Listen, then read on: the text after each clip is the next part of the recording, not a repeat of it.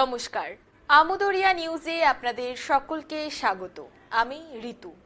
শুরু করছি আজকের বিশেষ কিছু খবর। নদীর ধারে পড়ে একটি শিশুর দেহ খুবলে খেয়েছে কুকুর। রবিবার সকালে শিলিগুড়ির ফুলবাড়ির পশ্চিম ধনতলার মহানন্দা পাড়ের ঘটনা। এলাকার বাসিন্দারা টের পেয়ে কুকুরটিকে তাড়িয়ে দেহটি নিয়ে যান হাসপাতালে। চিকিৎসকেরা জানান এটি সদ্যজাত শিশুর মৃতদেহ। কে বা কারা সেখানে শিশুটির দেহ ফেলে রেখেছে তা স্পষ্ট নয়। আসছি দ্বিতীয় খবরে। চাঁদের পাহাড় তো আমরা সবাই জানি, তা বলে চাঁদের গহ্বর, তাও আবার প্রায় 400 কোটি বছরের পুরনো গহ্বর।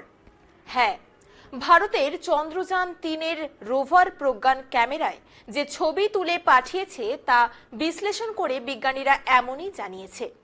তারা বলেছেন, চাঁদের যে অংশে ভারতের মহাকাশ যান পৌঁছে গিয়েছে সেখানে অতীতে কেউ পৌঁছতে পারেনি। ঘটনা হলো, মহাকাশে কোনো গ্রহ বা উপগ্রহে গ্রহাণু ধাক্কা মারলে গহ্বর তৈরি হয়। সেগুলোকে ক্রেটার বলেন বিজ্ঞানীরা।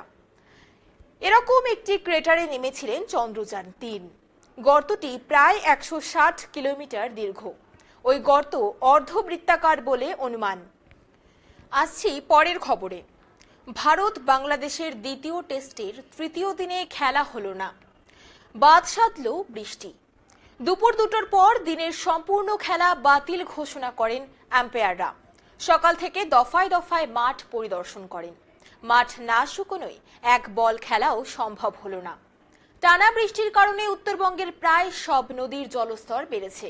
দার্জিলিং পাহাড়, কালিম্পংয়ে ছোট বড় ধস নেমেছে। স্বাভাবিক জনজীবন কিছুটা বিপর্যস্ত।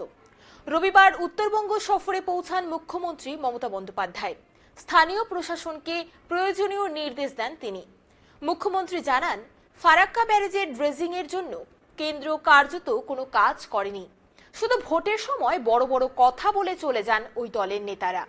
উপরন্তু উত্তরবঙ্গের তৈরি হওয়া বন্যা পরিস্থিতির জন্য নেপালের ছাড়া জলকে দায়ী করলেন মুখ্যমন্ত্রী। তিনি বলেন, নেপাল থেকে জল বিহার হয়ে বাংলায় ঢুকেছে। তার ফলে উত্তরবঙ্গের বিস্তীর্ণ এলাকায় জল জমেছে। সব পরিস্থিতি খতিয়ে দেখবেন মমতা। রবিবার সন্ধ্যাতেই তিনি প্রশাসনিক আধিকারিকদের সঙ্গে বৈঠক করবেন বলেও জানান তিনি। এখন এই পর্যন্তই। পরবর্তীতে ফিরবো অন্য খবর নিয়ে। ধন্যবাদ।